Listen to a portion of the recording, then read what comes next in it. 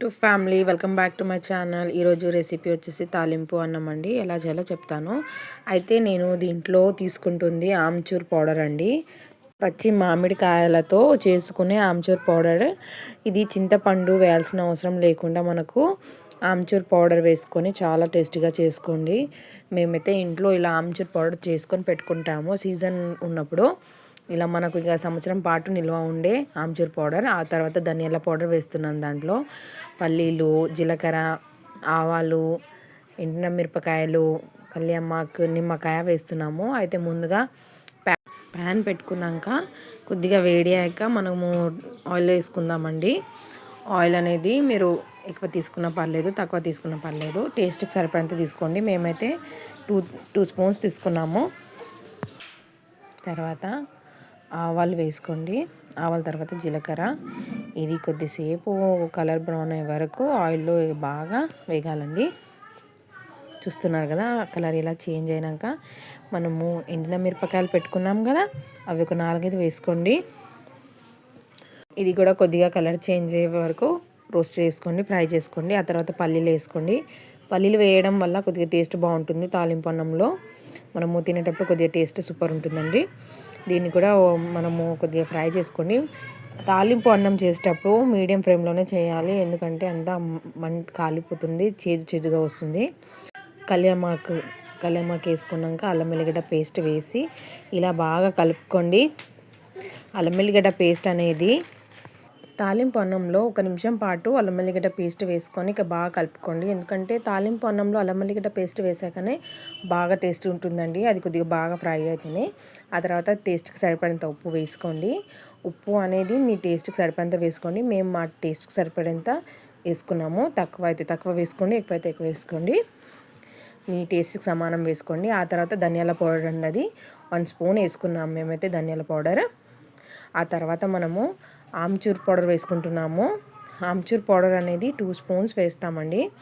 ఎక్కువ పుల్లగా అవుతుంది కాబట్టి ఒక 2 స్పూన్స్ వేస్తే చాలని మేము అనుకుంటున్నాము. మీరు ఎక్కువ పుల్లగా తింటే 1 స్పూన్ ఎక్స్ట్రా వేసుకోండి. చూస్తున్నారు కదా. ఆ తర్వాత పసుపు వేసుకోండి. ఇక బాగా కలుపుకోండి మొత్తం. ఆమ్చూర్ పౌడర్ అనేది మనకు బయట కూడా మార్కెట్లో దొరుకుతుంది, రెడీమేడ్ వాళ్ళు చేసి పెట్టింది. అలా తెచ్చుకున్నా సరే, కానీ మనం ఇంట్లో చేసుకొని తినడం కన్నా సూపర్ ఉంటుందండి. ఆ తర్వాత మీరు కారం వేసుకోండి. నేనైతే 1 స్పూన్ వేసాను కారం. నిమ్మకాయ పిండి వేసుకుంటున్నాం, చూస్తున్నారు కదా. ఆఫ్ చేసి 2 వేసుకుంటున్నామండి మేమైతే. ఇలా స్పూన్ మీద పెట్టి వేయడం వల్ల గింజలు దాని మీద పడతాయి కాబట్టి ఇలా వేస్తున్నామండి, అంతే.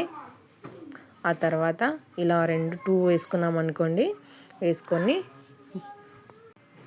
ఇక బాగా కలుపుకున్నారనుకోండి, ఇక మనము తాలింపు అనేది రెడీ అయిపోతుంది. ఆ తర్వాత మనం అన్నం చేసుకొని పెట్టుకుంటాం కదా, ఆ అన్నం దీంట్లో కలుపుకోండి, కొద్దిగా వేసుకుంటా. మేమైతే మీరు చలి అన్నం కూడా వేసుకోవచ్చు, మీరు అప్పటికప్పుడు వేడి చేసుకొని కూడా వేడి అన్నం కూడా వేసుకోవచ్చు. ఏదైనా సరే అన్ని రకాల టేస్ట్గానే ఉంటుంది. మీరు ఎలా వేసుకున్నా ఏం ప్రాబ్లం లేదండి. మేమైతే మార్నింగ్ చేసుకున్న అన్నమే వేసుకుంటున్నాము, ఎందుకంటే నాకు తినాలనిపించింది. మా మమ్మీ చేసిచ్చారు, నా కోసం చేసిస్తుంది తను. చూసారు కదా, చాలా టేస్టీగా ఉంటుందండి. మీరు కూడా ట్రై చేస్తారని నేను అనుకుంటున్నాను. Thanks for watching my videos. Thank you so much. ఇలానే ప్లీజ్ సపోర్ట్ చేస్తూ ఉండండి. ప్లీజ్ సబ్స్క్రైబ్ చేయండి, షేర్ కూడా చేయండి. Thank you so much.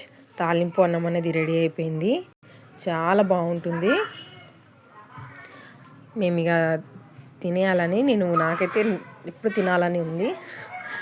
మీకు ఒకసారి ఈ వీడియో చూపించి తింటానని చూస్తున్నాను. ఆల్రెడీ నేను తాలింపు అన్నంది వీడియో పెట్టాను, కానీ నేను ఆమ్చూర్ వేసింది మీకు చూపించలేదు కాబట్టి ఇలా చూపిస్తున్నాను. చూసారు కదా ఎంత బాగుందో.